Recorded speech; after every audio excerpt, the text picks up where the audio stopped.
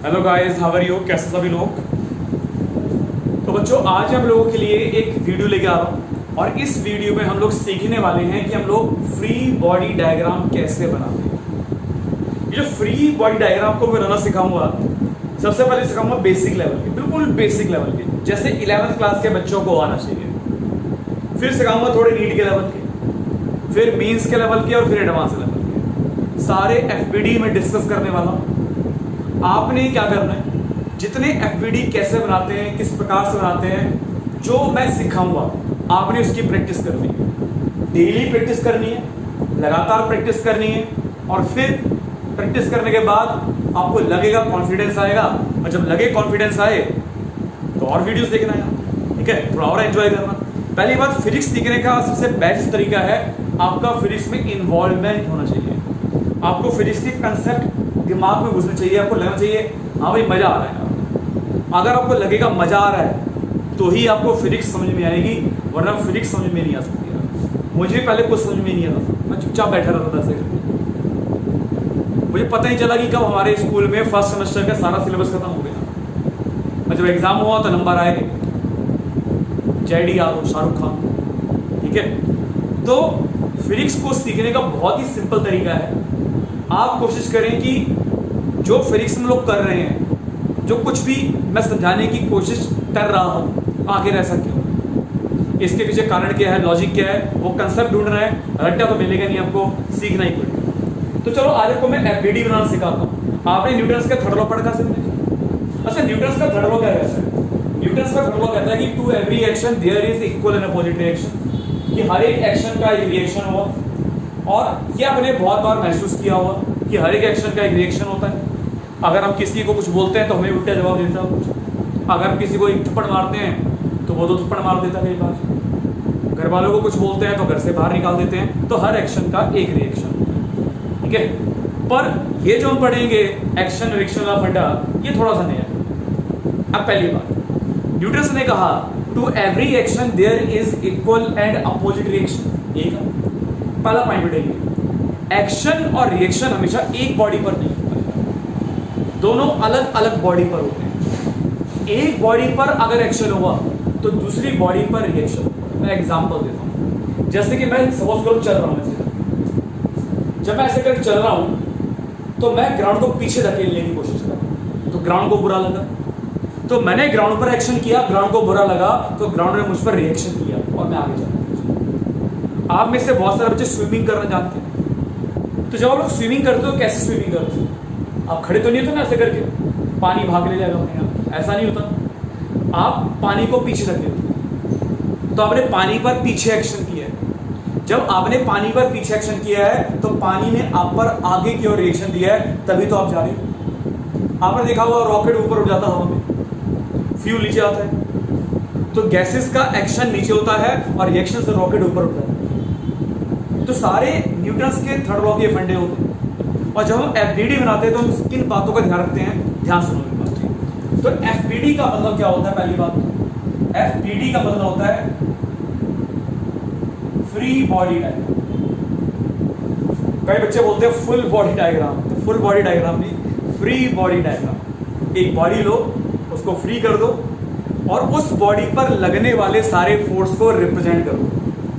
तो free body diagram का देखो मतलब क्या था, वो भी सुनो। कि आप एक बॉडी को देखो और उस बॉडी को देखने के बाद उसमें कौन कौन से फोर्स लग रहे हैं, उन फोर्स को रिप्रेजेंट कर दो। तो आपने क्या रिप्रेजेंट करना है? बॉडी पर लगने वाले फोर्स। मेरी बातों पर ध्यान रखना कि अपने बॉडी पर क्या शो करना है, बॉडी पर लगने वाले फोर्स। और क्या शो नहीं करना है, जो बॉडी फोर्स दूसरी बॉडी पर लगाएंगे वो नहीं शो करते। जो बॉडी पर फोर्स लगेंगे, जो बॉडी पर अत्याचार होंगे, वो फोर्स आपने शो करते हैं। बॉडी जो दूसरों पर अत्याचार करेगी वो नहीं शो करते, ठीक है जी। तो चलिए, जैसे आजकल देखते हैं ना, आजकल न्यूज आती रहती है, तो रिया चक्रवर्ती आजकल फेमस हो रखी है, तो वो क्या बोलती है कि मुझ पर इतने अत्याचार हुए, वो उसका एफबीडी हो गया। तो चलो एग्जाम्पल लेते हैं। सबसे पहले शुरुआत करते हैं बहुत सिंपल से एग्जाम्पल से, और आपने प्रैक्टिस जरूर करनी चाहिए।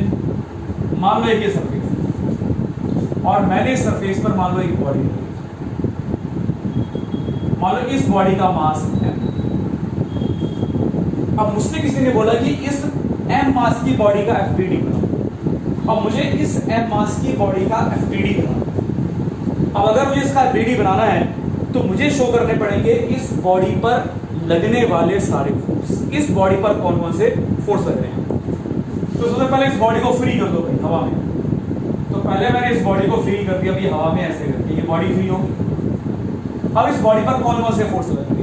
देखो भाई हर बॉडी का अपना एक वेट होता है, आपका भी अपना एक वेट होगा, मेरा भी अपना वेट है। और किसी बॉडी का वेट कहाँ लगता है, ऊपर लगता है नीचे लगता है, तो सभी को पता है नीचे लगता है जी। और किसी को अगर डाउट हो कि नीचे नहीं लगता, बहुत सिंपल तरीका है, बहुत सिंपल तरीका है। अपने आप को छत पर ले जाओ, फ्री करो, और जैसे ही फ्री करोगे आप जहां जाओगे बॉडी का वेट वहीं लगता है। तो बॉडी का वेट कहाँ लगता है, तो बॉडी का वेट लगता है नीचे, दैट इज द mg। तो बॉडी पर एक फोर्स तो mg लग रहा है, तो बॉडी पर लगने वाला एक पहला फोर्स जो है वो है mg। और mg कहाँ लग रहा है, mg लग रहा है नीचे। और ये फोर्स कौन लगा रहा है, ये फोर्स लगा रहा है अर्थ का ग्रेविटेशनल फोर्स, ठीक। तो ये बाय अर्थ लगा है, मैं शो भी करता हूँ, ये अर्थ ने लगाया है, ये अर्थ ने अत्याचार किया बॉडी पे। अब जब ये जो बॉडी रखी हुई है इसका वेट नीचे लगेगा तो ये टेबल को प्रेस करेगा, टेबल को दबाएगा, तो टेबल को गुस्सा है, कोई टेबल पर एक्शन हो गया।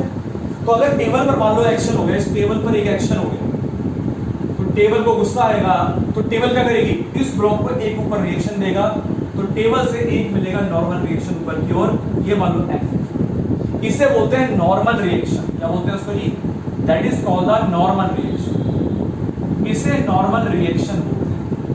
नॉर्मल इसलिए नहीं है कि सामान्य है, हमारा सामान्य ज्ञान बढ़ाएगा, ऐसा कुछ नहीं है। नॉर्मल मीन्स परपेंडिकुलर होता है। और यकीन मानो पूरी 11th क्लास में जब भी मैं किसी क्वेश्चन में पढ़ता कि नॉर्मल, तो मुझको लगता था ये जैसे इंसान नॉर्मल होता सामान्य होता वो ऐसा होगा, तो ये वो नहीं है। नॉर्मल का मतलब फिजिक्स मतलब है परपेंडिकुलर, तो ये बेटा परपेंडिकुलर है सरफेस से, इसलिए इसको नॉर्मल। और रिएक्शन है तो रिएक्शन बोलते हैं। तो इस बॉडी पर दो अत्याचार हुए, एक mg ने फोर्स लगाया नीचे की ओर, जिससे इसने टेबल को प्रेस किया, तो टेबल ने इसके ऊपर नॉर्मल रिएक्शन दे दिया, एंड दैट इज द। और हम बोल सकते हैं कि जो n हुआ वो किसके बराबर हुआ, mg के बराबर हुआ, क्योंकि बॉडी कैसी है, ये बॉडी रेस्ट पर। क्या सभी को मेरी बात समझ में आ रही है? और अगर आपको मेरी बात समझ में आ रही तो प्लीज इसको नोट कर लो सभी लोग एक बार। कोई डाउट हो तो आप मुझे पूछ सकते हैं भाई। और मेरा जो इंस्टीट्यूट है उसका नाम है पोरवाल कॉलेज।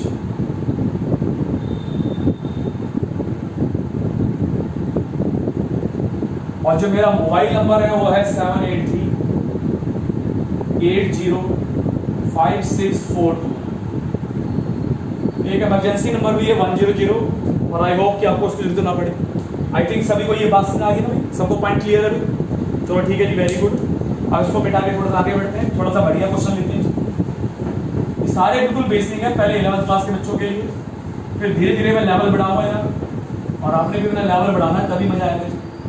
अब चलो एक और मैं एग्जांपल लेता हूं लोगों के, one more example for you. ऐसे ही एक और एग्जांपल लेते हैं। मान लो ये एक ब्लॉक, इसका मास m1 है, इसके ऊपर भी एक और ब्लॉक है, इसका मास है, दो ब्लॉक हो गए नीचे टेबल पे। आपसे बोला किसी ने भैया m2 और m1 का FBD बनाओ, ठीक है।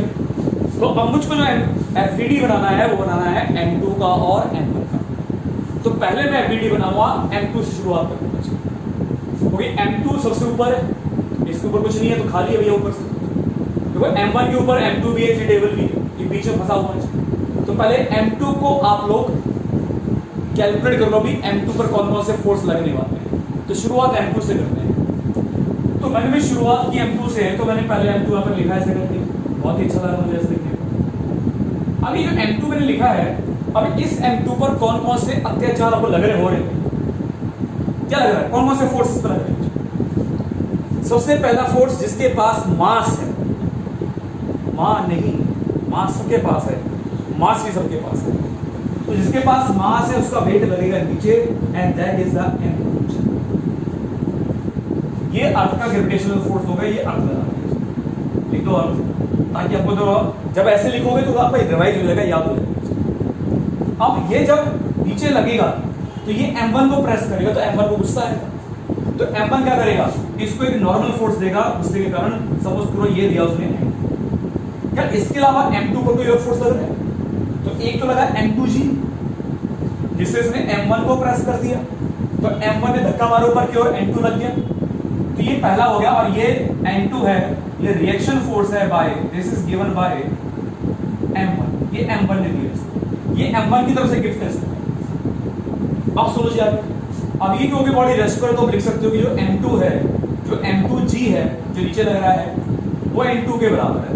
हम ऐसा बोल सकते हैं, बिल्कुल बोल सकते हैं, हर बार ऐसा बोलेंगे ये पक्का नहीं है, पर अभी बॉडी रेस्ट पर है।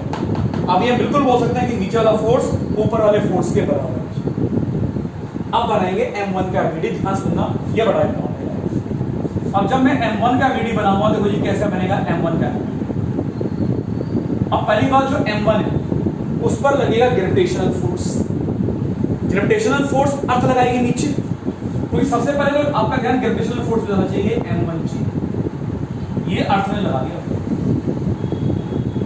अब दूसरा ध्यान किसमें जाएगा, ध्यान से देखो, तो M1 ने M2 को ऊपर एक गिफ्ट दिया था, और वो था N2। मैं दोबारा बोल रहा हूं, M1 ने M2 को ऊपर धक्का मारा था, एक रिएक्शन फोर्स दिया था, and that is the N2। Gift बराबरी में मिलते हैं, बराबर वालों को देने पड़ते हैं। जितना फोर्स M1 ने M2 पर ऊपर लगाया, तो M2 भी कम नहीं है, M2 उतना ही फोर्स M1 पर नीचे लगाया। तो अगर M1 ने M2 को ऊपर धक्का मारा है N2, तो M2 भी M1 को नीचे उतना ही धक्का मारेगी, equal and opposite reaction, that is the N2। ये दोनों मिलके इस ग्राउंड के टेबल को प्रेस करेंगे, और जब टेबल को प्रेस करेंगे तो टेबल एक और नॉर्मल फोर्स देगा, suppose this is the N1। अब बॉडी ये भी रेस्ट पर है, अब बॉडी अगर ये भी रेस्ट पर है तो सारे फोर्स को बैलेंस करो। अब सारे फोर्स को अगर बैलेंस करूंगा तो मैं क्या लिखूंगा, मैं लिखूंगा भाई जो अपवर्ड फोर्स है वो N1 है। यार कलर नजर आ रहा है यार, हम तो ये किसना हरा रंग डाला, तो ऊपर जो फोर्स लग रहा है वो N1 है, और N1 किसको बैलेंस कर रहा है, N1 बैलेंस कर रहा है नीचे वाले फोर्स को, दैट इज द N2 और प्लस में M1G। अच्छा N2 की वैल्यू कितनी, M2G, तो आप लोग दो M2G, तो ये बन जाएगा M2G प्लस में M1G। आई होप सभी लोग चेक कर लो, सबको मेरे ख्याल से बात समझ आ गई होगी। आई होप सभी को पॉइंट क्लियर हुआ। एक बार सभी लोग देख लो, चेक कर लो, कोई डाउट हो तो आप मुझे इस नंबर पर बता सकते हो। दैट माई इंस्टीट्यूट, अगर आप आसपास रहते हैं, दिल्ली में रहते हैं, उत्तम नगर में रहते हैं, तो मेरे इंस्टीट्यूट पर आ जाओ। चलो जी, अब मैं आपको एक चीज और नहीं सिखाऊंगा आज, one more thing for you, इसको मैं रब कर देता हूँ। अच्छा, आपके लिए क्वेश्चन आप ट्राई करना 3 ब्लॉक लेके, M1, M2, M3, 3 ब्लॉक लेके ट्राई करना, ठीक है ना। ये आपका होमवर्क है, कि सारे मैं करा दूंगा, फिर आप लोग क्या करोगे। तो 2 आपको मैंने सिखाया है, तीसरा आप ट्राई करना, हो जाएगा यार आराम से, और ना है तो मेरे को बोल देना, और कमेंट्स बॉक्स में लिख देना, कमेंट बॉक्स में मेंशन कर देना, तो मैं नेक्स्ट क्लास में वो भी करा दूंगा, कोई दिक्कत नहीं। अब मैं आपको एक खास बात बताऊंगा रस्सी के बारे में। आप सभी ने रस्सी देखी है, लस्सी नहीं भाई, रस्सी देखी है, रस्सी। तो आप सभी ने देखा होगा, स्ट्रिंग देखी होगी, सबने रस्सी देखी होगी। अब मैं बात करूंगा स्ट्रिंग के बारे में, रस्सी के बारे में। रस्सी हमारे जीवन का एक महत्वपूर्ण पार्ट है, बहुत जगह जरूरत पड़ती है।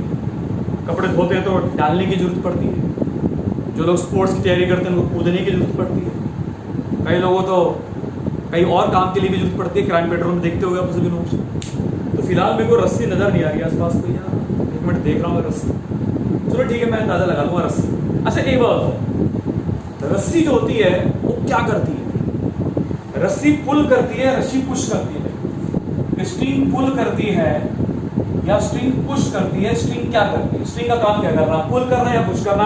पहली बात तो मुझे ये बताओ, स्ट्रिंग क्या करती है, स्ट्रिंग पुल कर सकती है या स्ट्रिंग पुश कर सकती है, और मुझे बताने वाला है। तो चलो मैं आपके सामने एक छोटी सी रस्सी लाने की कोशिश कर रहा हूँ, शायद अपना काम इससे चल जाएगा थोड़ा सा। ये रस्सी भाई दिख रही सर, अगर मैं रस्सी को ऐसा करके बांधूं और खींचूं ऐसे करके, तो रस्सी टाइट होगी, ठीक है। और जब मैं ऐसे करके खींच रहा हूं ना, तो रस्सी इस चीज को ऐसे करके पुल करती है। आप लोग कुत्ते घुमाने ले जाते हो ना, रस्सी को ऐसे बांध के लेके जाते हो, तो तो रस्सी से कुत्ते को क्या करते हो, पुल करते हो, पुश करते हो। तो ध्यान रखो रस्सी तभी काम करती है जब रस्सी टाइट होती है, और जब रस्सी टाइट होती है तो खाली पुल करती है। क्योंकि अगर पुश करोगे भाई मेरे, ऐसे करके खींच रहे हो ना, ऐसे करके ऐसे खींच रहे हो ना, यूं करके यूं यूं करोगे, पुश करोगे तो रस्सी ढीली पड़ जाएगी, और ढीली रस्सी किसी काम की नहीं होती। तो रस्सी हमेशा पुल करती है, और रस्सी दोनों एंड से पुल करती है। आपने कभी एक गेम देखी हुई टग ऑफ वार? आपने कभी एक गेम देखी होगी टग ऑफ वार? बहुत सारे लोग इस साइड खड़े होते हैं, ऐसे इधर रस्सी होती है, बहुत सारे लोग इधर भी खड़े होते हैं, और ये लोग इस टीम को इधर खींच रहे होते हैं, ये लोग इस टीम को ऐसे खींच रहे होते हैं। तो रस्सी यहाँ के लोगों को इस साइड खींच रही है, और यही रस्सी यहाँ के लोगों को इस साइड खींच रही है। तो रस्सी दोनों एंड से पुल करती है। तो पहली बात, रस्सी पुल करती है, पुश नहीं करती। कोई रस्सी तभी काम करेगी जब टाइट होगी, और टाइट करने के बाद वो सिर्फ पुल करती है। पुश करोगे रस्सी ढीली पड़ जाएगी, कुछ काम नहीं कर पाएगी। और दूसरी बात, दोनों एंड से रस्सी पुल करती है। अब एक बात और, आपने बहुत सालों पहले एक बहुत भयंकर मूवी देखी होगी, शोले। देखी थी सभी? ये हाथ मुझको दे दे, इसमें से डायलॉग होता है, ठीक है? तो आप अगर सपोज करो और किसी बंदे को हमने ऐसा करके बांधा हुआ है, इधर से भी खींच रहे हैं, इधर से भी खींच रहे हैं, जितने फोर्स से इधर खींच रहे हैं उतने फोर्स से इधर खींच रहे हैं, बंदा कहाँ जाएगा? तो बंदा तो वहीं रहेगा। अब आप पहले 10 न्यूटन फोर्स यहाँ से लगा रहे थे, 10 न्यूटन फोर्स यहाँ से लगा रहे थे, अब ये फोर्स 10-10 से बढ़ा के 20-20 कर दिया, तो बंदे को पेन तो होगा ना। पर आप बोलोगे यार बंदे बेफालतू में पेन महसूस कर रहा है, पेन तो होना नहीं चाहिए, जितना फोर्स इस साइड से उतना फोर्स इस साइड से है, नेट फोर्स तो 0 हो गया, तो बंदे को कहेगा पेन। तो तुम खड़े हो देखो एक बार, फिर तुम्हारे पर लगाएंगे इधर 100 न्यूटन का, इधर 100 न्यूटन का, फिर बताना क्या होगा। तो जब बंदा दोनों एंड से खींचता है ना ऐसे करके रस्सी की तरह, तो बंदा टेंशन में आता है कि ये क्या हो गया भाई, किधर जाए। दैट्स वाई रस्सी में लगने वाले फोर्स को टेंशन बोलते हैं। तो रस्सी होती है ऐसे, ये रस्सी इन बंदों को इधर खींच रही है, यही रस्सी इन बंदों को इधर खींच रही है, पर ये बंदे भी तो रस्सी को इधर खींच रहे हैं भाई। अगर ये रस्सी ने इस साइड के बंदों को इधर खींचा, तो इस बंदे ने भी रस्सी को इधर खींचा, इन बंदों ने भी रस्सी को इधर खींचा, तो रस्सी दोनों एंड से खींच रही है, तो टेंशन में आ गई। तो रस्सी में लगने वाले फोर्स को हम लोग क्या बोलते हैं? रस्सी में लगने वाले फोर्स को हम लोग बोलते हैं टेंशन। ये बात सभी को मालूम होनी चाहिए, सभी को याद होनी चाहिए। और अब मैं कराऊंगा इसी बेस पर आप लोगों को कुछ एक्टिविटीज, जो आज का हमारा नेक्स्ट पार्ट है सेशन का, ध्यान से देखना। मान लो हमारे पास एक ही सीलिंग का छत है, और हमने यहाँ पे एक ब्लॉक बांधा हुआ है। मान लो ब्लॉक का मास m है, रस्सी है, और रस्सी को मोस्टली को लिखा था मासलेस। मासलेस का मतलब यह है कि इस ब्लॉक के रिस्पेक्ट में इसका मास ना के बराबर है। मतलब मास हो सकता है पर ना के बराबर होगा कि 5 किलोग्राम का, ये 5 ग्राम का भी नहीं है, तो क्या बोलोगे यार इसका तो मास 0 है, इतना है, ठीक है जी। तो इसके रिस्पेक्ट में इसका मास नेग्लिजिबल है, इसको बोलते हैं मासलेस। तो ये हमारे पास एक ब्लॉक है, ये रस्सी है जिसका जो मासलेस है। अच्छा, अगर रस्सी मासलेस है, आपसे कोई बोले कि इस ब्लॉक का एलबीडी बनाओ m मास, तो देखो कैसे बनाएंगे। इस m मास को पहले तो अलग अलग करो आप। इस मास को अगर मैं अलग से लिखूंगा तो ऐसे लिखूंगा, ये मास m हो गया। इस पे कौन कौन से फोर्स लगेंगे? नीचे फोर्स लगेगा इस बॉडी का weight, that is the mg, और इसके नीचे से रस्सी टाइट हो जाएगी, और जैसे रस्सी टाइट होगी तो टाइट रस्सी क्या करती है? पुल करती है। तो रस्सी क्या करती है? पुल करती है, तो इस ऑब्जेक्ट को ऊपर पुल करेगी। और मैंने बताया कि रस्सी एक एंड से पुल नहीं करती है, रस्सी दोनों एंड से पुल करती है। तो अगर इस वाले एंड से इसको ऊपर पुल करेगी तो इस वाले सीलिंग को नीचे भी पुल करेगी, रस्सी भी पुल होगी, रस्सी पुल भी करेगी। तो इस पे एक फोर्स, पुलिंग फोर्स ऐसे भी लगेगा जो टेंशन के बराबर होगा, क्योंकि रस्सी में लगने वाले फोर्स को टेंशन बोलते हैं। और आपने कभी टेंशन नहीं लेनी है, कोई टेंशन तो कौन लेता है? टेंशन तो समझ लिया। तो देखो दो फोर्स लग गए, एक हो गया नीचे mg, ऊपर हो गया t, और हम बोलते हैं कि t बराबर किसके है? t बराबर mg। आई होप सबको पॉइंट समझ आ गया हो। अब मैं एक और एग्जांपल लेता हूं लोगों के लिए, वन मोर एग्जांपल फॉर देखो। अब आप लोगों के लिए एक और एग्जांपल है। अब आप लोगों के लिए सेकंड एग्जांपल है, वो ये है। अब मैंने यहां पर 2 ब्लॉक ले लिए, एक मास m1 का ले लिया, एक मास m2 का ले लिया। प्रॉपरली इसका हुआ ध्यान से। आप मेरे साथ साथ करो, आपको मजा आएगा, समझ भी आएगा, पॉइंट्स भी क्लियर होंगे, है ना। तो साथ साथ करो अगर समझ आएगी बात। सबसे पहले M2 का बनाओ, M2 को फ्री कर दो पहले। अब M2 पे बताओ कौन कौन से फोर्स लगेगा। M2 पर नीचे फोर्स क्या लगेगा, M2 पे नीचे फोर्स लगेगा M2G। लग गया। इसके नीचे लगने से रस्सी टाइट होगी, रस्सी की टाइट होते इसमें पुलिंग फोर्स आ गया, टेंशन T2 लेंगे। ये ब्लॉक रेस्ट पर है तो दोनों फोर्स बराबर होंगे तो क्या बोलेंगे, T2 किसके बराबर है, T2 M2G के बराबर है। पहली इक्वेशन। ये फोर्स अर्थ ने लगाया था, ये रस्सी ने लगा दिया, मतलब स्ट्रिंग लगेगा। ये लिख दिया कि किसने कौन सा फोर्स लगाया। अब M1 पर आ जाओ। अब M1 पर कौन कौन से फोर्स लगेंगे, चलो बताओ। M1 पर एक तो लगेगा वेट, तो लगेगा ही लगेगा। तो M1 पर एक तो नीचे वेट लगेगा, जो नीचे वेट लगेगा वो तो लगेगा M1G। अच्छा, रस्सी कितने एंड से पुल करती है, एक एंड से, दो एंड से। रस्सी ने इस वाले ब्लॉक को ऊपर पुल किया हुआ तो रस्सी ने इसी ब्लॉक को नीचे भी तो पुल किया हुआ सेम टेंशन से। तो रस्सी ने भी कैसे करके इसको पुल कर रखा, ऐसे करके, जिसका नाम है T2। ये T2 बोली हमारे गली के बाहर चाय बेचता, वो नहीं है भाई, T2 है, T2 का भाई T2। तो एक तो लगेगा नीचे M1G इसका वेट, और एक T2, दोनों मिलकर इसको नीचे खींचे, रस्सी टाइट हो गई, ऊपर टेंशन आ जाएगा, सपोज करो T।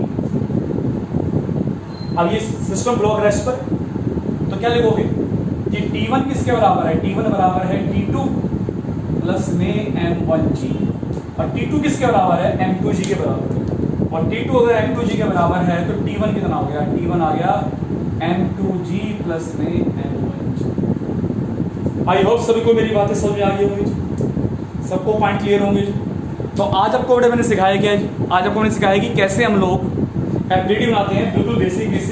अगर सिंपल हमको ब्लॉक्स दे रखे हो तो एपीडी कैसे बनाएंगे, अगर स्ट्रिंग दे रखी है तो ब्लॉक कैसे बनाएंगे। कल आपको नेक्स्ट क्लास में सिखाऊंगा कि अगर एक इंक्लाइन सिस्टम हो तो कैसे बनाते हैं, टेबल ब्लॉक रखा तो कैसे बनाते हैं, और ये बहुत सारे तरीके।